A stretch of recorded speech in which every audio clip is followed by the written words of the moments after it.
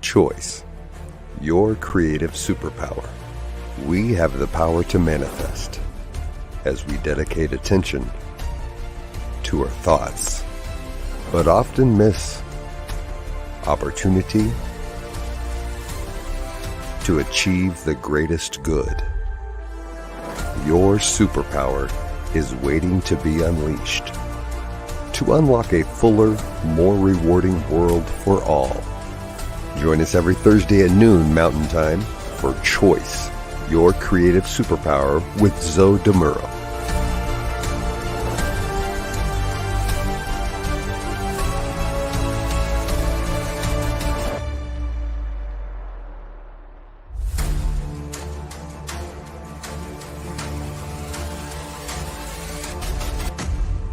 And now, here's Zoe.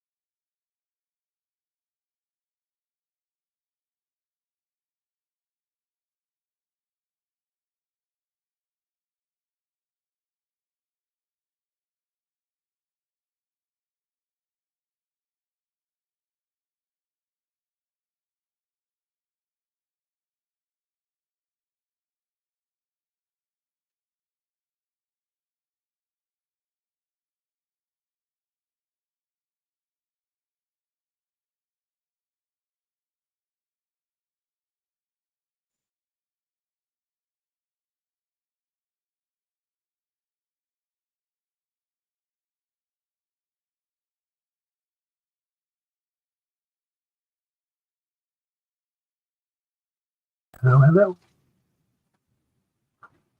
Okay, does that work now, Shay?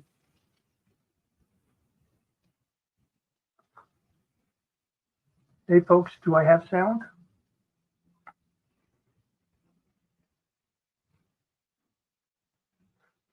Let me just check this again.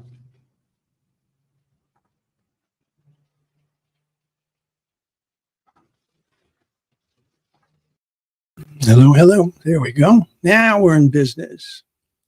Okay. Sorry about that, folks. You know, I love technology. Thank you, Garrett. Okay. Good to see you, by the way. All right. Now, let's get back into it. Where was I? Yes, we were talking about how we can empower ourselves to live more fulfilling lives by understanding how the choices that we make either bolster or erode our confidence. And that is exactly what we're talking about today. We're talking about choice and confidence, that relationship. So I'm actually going to go back a little bit. Let me see what else do I want to say here before we get started. That's good enough. You're right, Garrett. I should not push the wrong button. Okay. So now that I have recaptured my self-confidence, this is truly a very personal topic for me. There's no question about it. You know, when I was younger, my confidence was constantly eroded by my parents. I got the harshest criticisms from my father for anything and everything. My mother's constant reminders that I was supposed to measure up to the boy down the street or the cousin who held a PhD, and I was sorely lacking. You know, it started with my school grades. Then it went to my athletic abilities. Well, I was actually a very small, very skinny, uncoordinated kid. So athletic abilities, not exactly. Then it progressed to virtually anything that I expressed an interest in or which I had any kind of a sense of accomplishment. I mean, if I drew something, my father would correct it. Really? If I wrote a poem or a story, he'd find what he would refer to as its glaring flaws.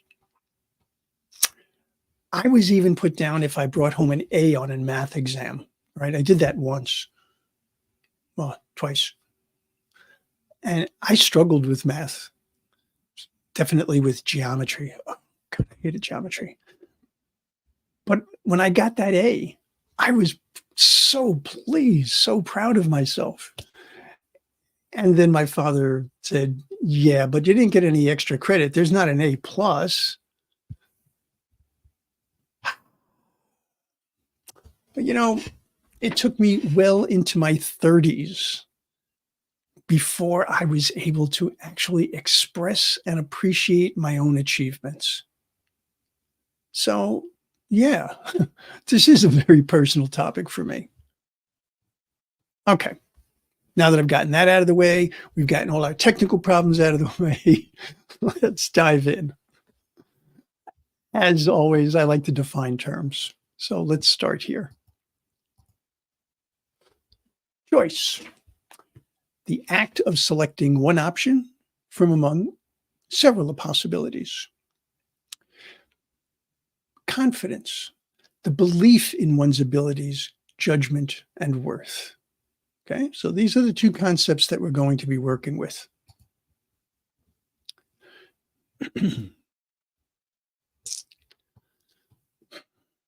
Now, while they might seem distinct, they're actually deeply connected. See, here we go again. I'm going to press the wrong button again. Sorry about that. Okay. So I know the technical difficulties were supposed to be behind me. Whatever. So these concepts are very definitely interconnected. They actually have a mutually beneficial relationship because they can shape our perceptions of ourselves and our capabilities. All right. So let's get into this in more detail. Choice, by its very nature, can be inherently powering. I mean, think about it. It gives us a sense of autonomy, allowing us to exert greater control over our experience of life based on our desires and our values. Now, notice I said our experience of life, because we don't have control over everything in our life, but we do have control over our choices in terms of how we act and react. Right? Now, when we exercise our freedom to choose, what we're doing is actually affirming our sense of control and our self-determination, determining for ourselves what we want to see. And we can instill a profound sense of empowerment by doing so. That empowerment, that serves as a foundation for confidence because it reinforces our belief in our ability to address life's challenges and to pursue our aspirations. Confidence plays a pivotal role in the process of decision making. Well, let me say it can play a pivotal role. When we are able to make choices confidently, we have trust in our ability to explore options, to weigh alternatives, and therefore we can make informed decisions. That self-assurance then carries over, and it enables us to make a choice even when we're facing uncertainty and ambiguity, instead of simply falling back into doubt or indecision. Confidence in our decision-making abilities can promote resilience so that we can learn and grow from both successes and, if you'll excuse the word, failures. I don't particularly care for the word.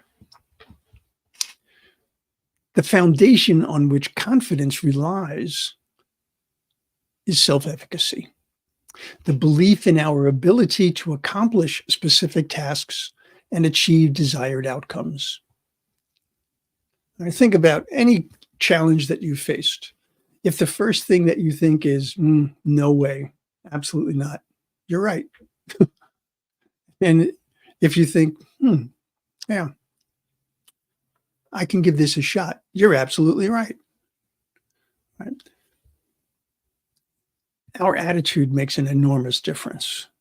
All right. And that attitude gets built through our ability to recognize what we are indeed capable of.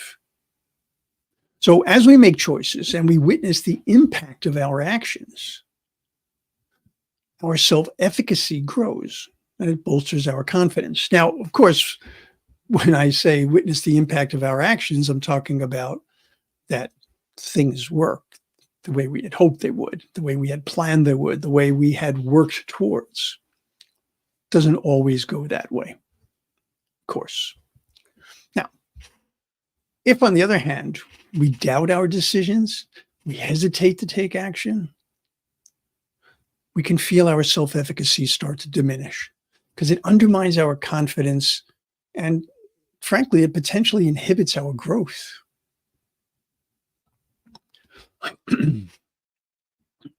Even though the ability to choose can be empowering,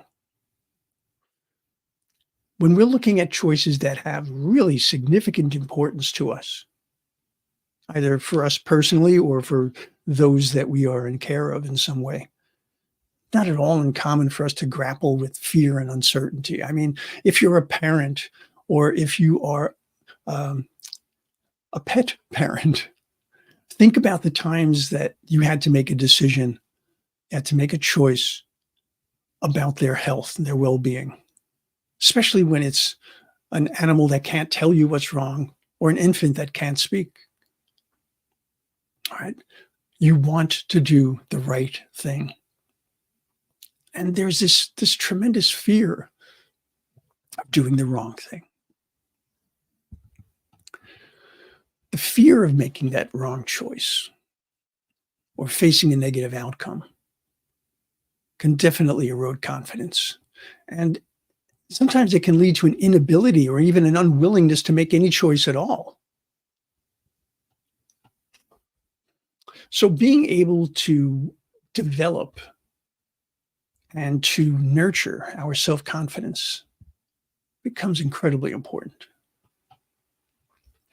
Now, as we've seen so many times, if we can maintain a growth mindset, we can see that failing to achieve what we set out to do is actually a natural part of the learning process. We can reframe failure as an opportunity for growth and embrace the lessons that it offers. Right? That is also a choice. Okay, and a very important one. As we learn and grow, we can overcome our fear and approach making choices with greater confidence and resilience. I think of what it was like when my son was born. I didn't, I second guessed anything and everything that I did. His mom and I just like, I remember after we got him home from the hospital, we just sat there and stared at him. It's like, now what do we do? Well, we got over that. I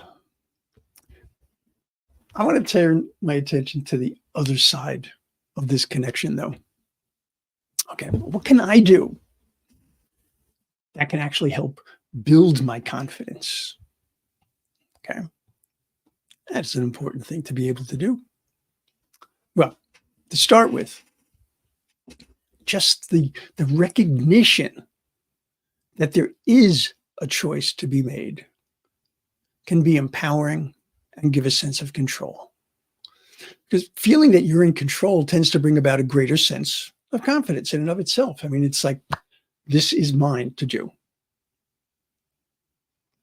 Here's the thing, though. There are definitely times when we think we're in control, and then we find out otherwise. And that can start to erode confidence. But working from the premise that you have vetted the situation properly, right? You understand what the situation is, you understand the players, you understand your abilities, you understand and are aware of what you know and aware of what you do not know relative to the situation or the process. All right, having all of that information, all right, is how you vet the situation properly. So being able to do that enables you to make a choice that you can feel confident with, that you can have a sense of ownership. All right. When we have a sense of ownership over something, it can engender confidence. When we freely choose that. Okay. Now, that word freely is of enormous importance to this discussion because we're expressing something about when we do something freely, when we make that choice freely, we're expressing something about our preferences, our values, our interests, our priorities.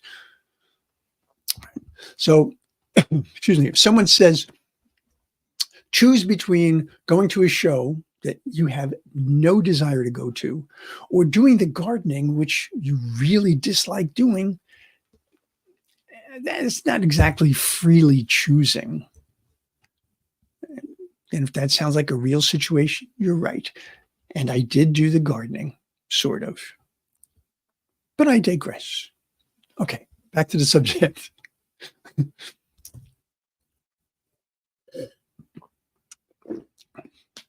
In essence, when we do freely choose, we're expressing something about our person, about our personal identity. And in doing so, when we work from that perspective, we are able to stand in integrity, in authenticity. And let me tell you, being able to stand in integrity and authenticity most certainly brings about greater confidence. Being clear as to who I am makes an enormous difference. Now, some choices involve taking risks, and all choices produce some sort of an outcome. All right? We could interpret the outcome as being positive, or we could interpret it as being negative. And indeed, some things are literally quite definitely positive or negative. There's no question of interpretation or perspective. When we choose to take a risk and then things go as we wanted them to, we reasonably could develop a greater sense of confidence. Oftentimes, just choosing to do something we've never done before and being uncertain as to our skills or our approach, it can be daunting. But once we've successfully addressed whatever it is that we chose to address, We have that experience now, right? And we can more confidently approach it in the future. What if it went sideways, right? What if, despite your vetting, it didn't come the way you wanted to? Oh, this is where mindset comes into play. If you have a fixed mindset, your inability to accomplish what you chose to do is seen as a failure. And failures are self-defeating. With a growth mindset, however, we accept the lack of success not as a failure per se, but as a learning experience. And we can grow from that experience. In fact, the more often we learn, oh, that's not right. Let me think. We often learn more from our lack of success than we do from our actual successes. And yes, I definitely prefer to use lack of success word-wise rather than failure. It's a mindset, all right? It's a mindset. It's a choice. And it is also a way of bolstering self-confidence. When you recognize that there are steps to get to where you want to be, when you recognize that there are phases and there are degrees and there are levels, it takes the sting out of not being able to go from A to Z instantaneously. You know, there's a very interesting thing about success, and that is that success breeds more success. I have a comment here I want to get to. Okay, Shay said, when I created Happy Campers, it may have been considered a quote unquote failure, but I'm still super happy I did it and wouldn't change it. It improved my confidence anyway. All right. Yeah.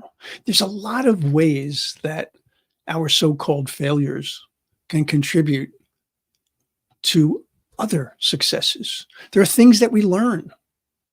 Well, there are things that we are capable of learning if we are willing to open our mind to that, as Shay was and is.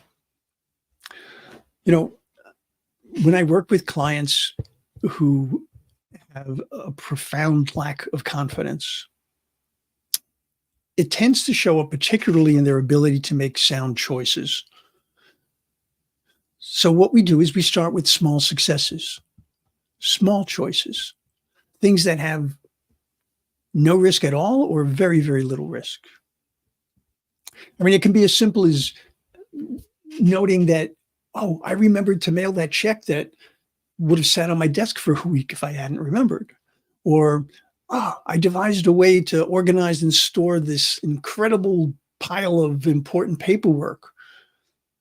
And now I can figure out where the tax data is. And I could figure out where the car stuff is. And I could figure out where the home insurance stuff is. When we choose to work at problem solving, looking at options, considering outcomes and alternatives, we gain confidence in our ability to tackle future challenges. And that ability strengthens adaptability, right? Allowing us to adapt to change more easily and, yes, more confidently.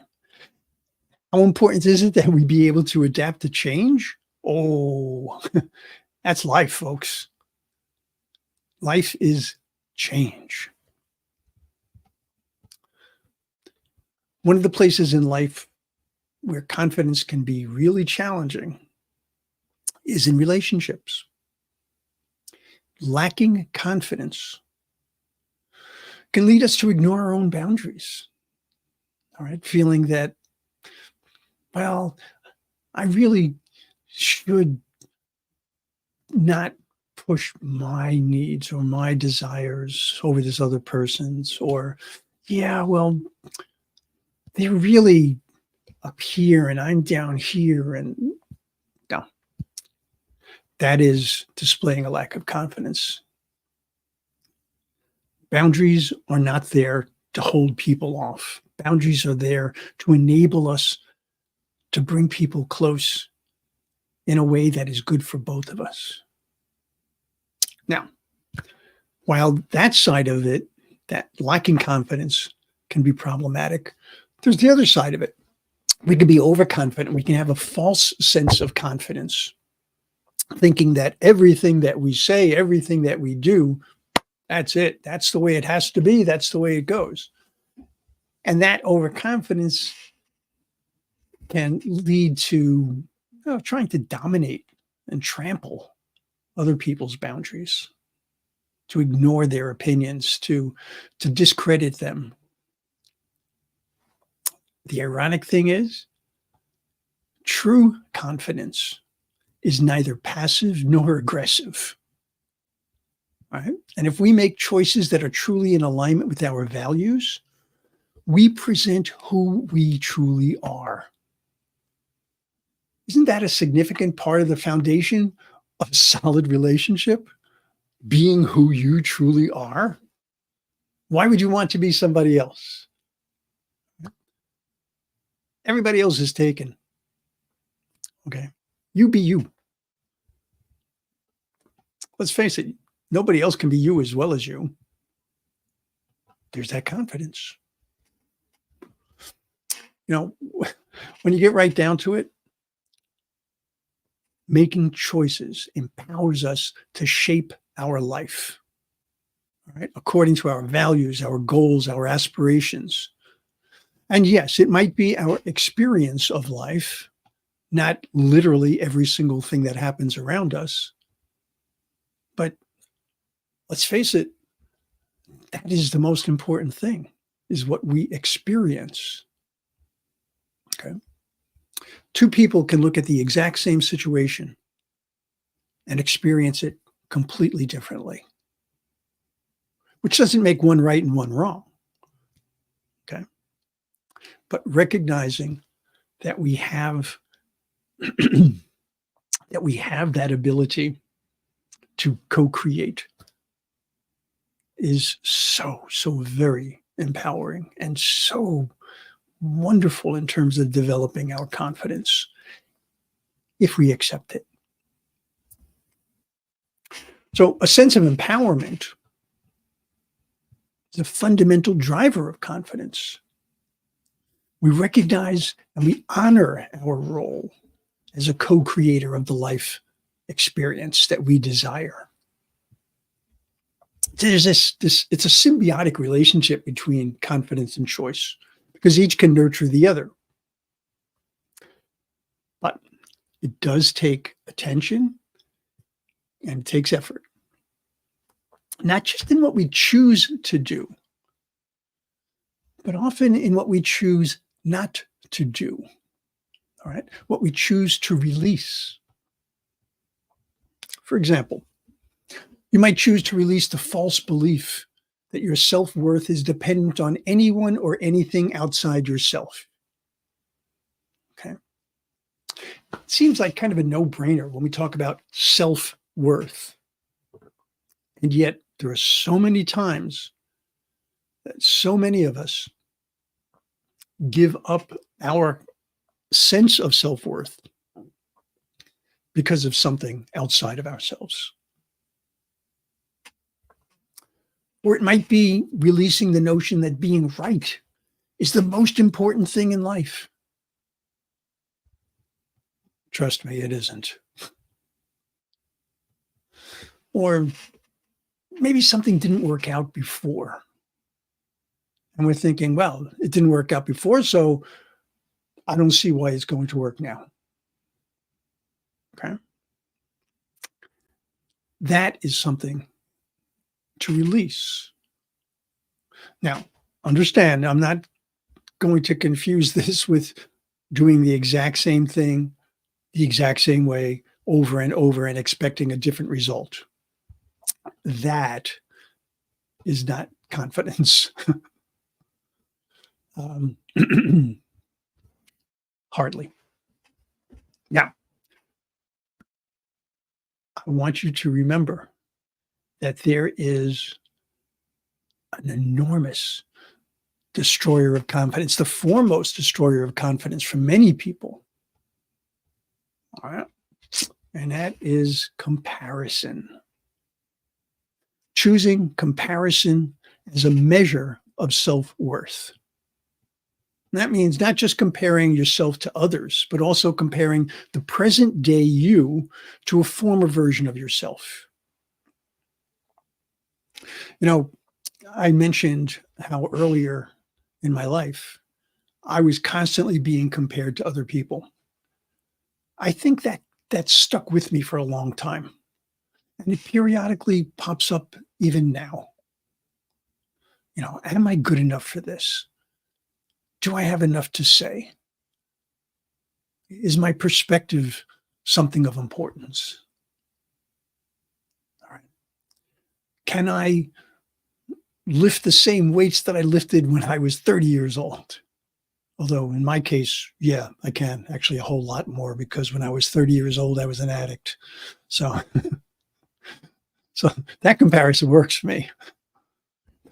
But you get the idea, right? It's not about comparing yourself to someone else. It's not about comparing yourself to society's norms, to the commercials that tell you you should be doing this or you should be doing that. Marketing is about eroding your confidence to the point where you feel the only way that you can get that back is by purchasing their product or service. Not true. Not true. Never let comparison be the thing that stops you. You are special. You are unique. You are a gift of and from God. No question. So, with that thought, let me wrap things up today and say that each of us has been created by that same loving spirit, God, Gaia, the universe, the universal power, whatever name you choose. Each of us was created perfect, whole, and complete. Do you hear that? Take that confident thought into your mind. Allow that to infuse into your spirit. Each of us has the ability to choose how we will act and react to the joys, the triumphs, the losses, the tragedies, the spectacular parts of our life, and the most mundane parts of our life, and on and on. This is ours. We can confidently say that we have this choice. I always strive to keep this quote that I'm going to put up next. It's from Voltaire. I always keep this close in hand, and whenever I can, it's uppermost in my mind.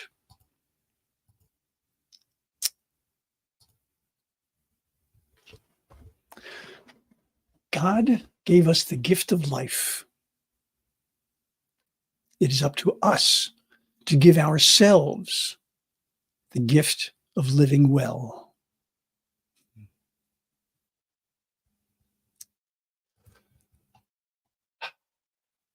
So, what's on your mind regarding choice and confidence? By all means, let me know. I want to take a moment here to let you know that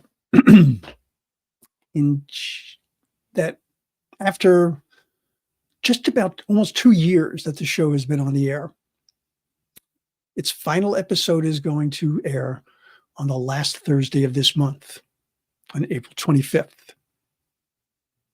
Okay. I'll speak to you more about this in our last 2 episodes, but I wanted to set the stage for these last episodes now. to thank you for taking this journey with me and to let you know what's next for me here on the New Thought Media Network. Okay.